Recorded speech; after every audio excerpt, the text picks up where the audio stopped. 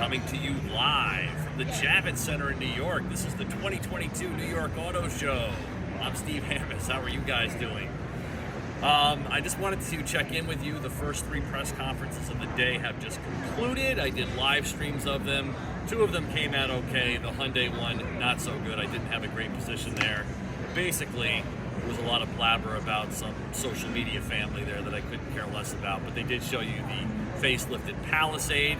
So to begin the day, we started off with a presser. What was the first presser of the day, Lance? Jeep. Jeep, that's right, yes, of course.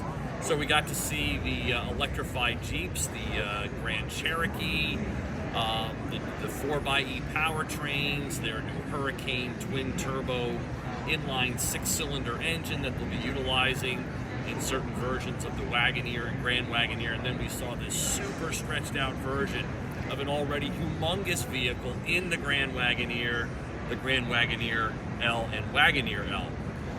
That is just an enormous vehicle. I took that up to Maine this past January, so you can find that video on my YouTube channel if you want to go back and look at that Grand Wagoneer review. Then we went over to Hyundai, and then I just wrapped up over here with Kia. You can see that live stream also saving to my channel. And that included the facelifted Telluride and some off-road versions of the Telluride, and the all-new Nero family, which I was really impressed by. Take a look at that car. So that's still available in 3 different flavors, including the hybrid, the plug-in hybrid, and the all-electric. And the electric had similar capabilities to my own personal Kona EV, with I think a 253-mile range. Similar setup there, but the styling looked absolutely fantastic. So now we are in a brake mode. We have Chevrolet doing a walk around over here behind us somewhere. Lance, you can follow me a little bit if you would. Yes, I will. So the show floor is such that Chevrolet, you can probably see the bow tie way over there, over my right shoulder. And I don't think they're doing much there. And then Nissan is hosting a coffee break. And so I think they just got some of their scattered new electric vehicles on the show floor, including the Area, which is due out, I guess, late this year. Much delayed SUV from that. And then after that, there is one more significant press conference from Chrysler, which I believe is showing off their Airflow concept, which is an electric vehicle. And then after that, there's a bunch of pressers from a bunch of startup EV companies that most likely will never actually produce a car, but you never know. I remember when I first started coming here, this is my 24th New York Auto Show, minus the years it didn't happen due to the pandemic. And I used to get sucked in by all of the Chinese car companies that would come here and say that, oh, we're just months away or maybe a year away from selling Chinese cars. Well, that was 1998. It's 2022. How many Chinese car brands are selling cars in the United States? 0. So that's kind of how I feel about the EV stuff, but we'll see. You know, hopefully it works out.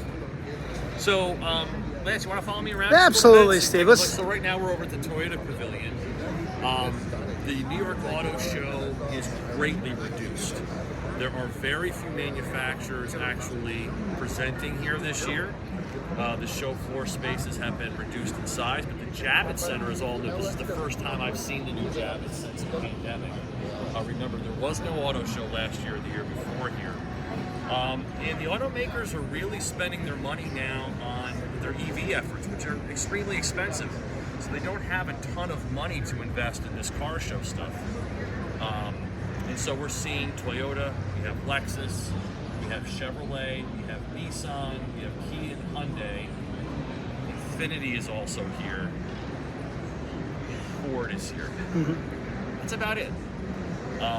So there's not even show bags this year. Every year I have a little show bag I bring home for my daughter, and it's not even available down in the press area this year. So just much reduced. Not a lot of buzz here. But it's an auto show. It's good to be back. It's good to see people. It's good to see the PR people. We had a lovely dinner last night over at the old Homestead Steakhouse. Folks at Hyundai were absolutely top notch.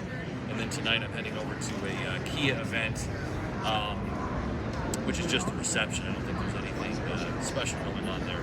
So anyway, this is the New York Auto Show in a nutshell this year. It's been basically reduced to a day full of pressers. Tomorrow we're going to come back and just kind of wander the show floor and get up close with some of the vehicles that we're seeing here for the first time today. So that's just about everything so far here. If you have any questions for me, just drop them in the comments section. I'll try to get to them today as things get a little bit slower as the afternoon goes on. Thanks for checking in. Hope you're enjoying the videos, and I will see you guys later. Have a good one.